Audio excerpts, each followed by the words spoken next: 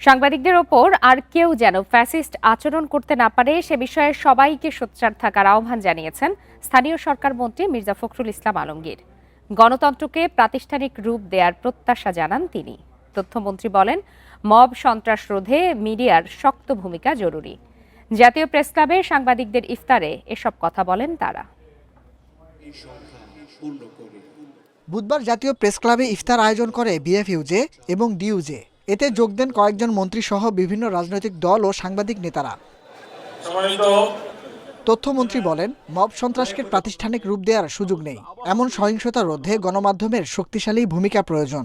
গ্লিটারের twin lemon ও antibacterial formula বাসনকে চকচকে জীবাণুমুক্ত করে আমাদের দেয় গ্লিটার গ্যারান্টি।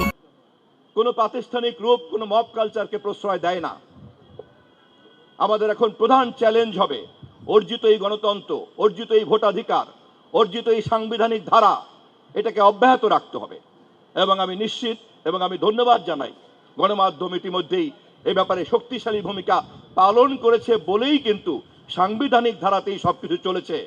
সংসদের প্রথম অধিবেশন থেকেই গণতন্ত্রকে প্রাতিষ্ঠানিক রূপ দেওয়ার যাত্রা শুরু হবে বলে আশা প্রকাশ করেন বিএনপি মহাসচিব।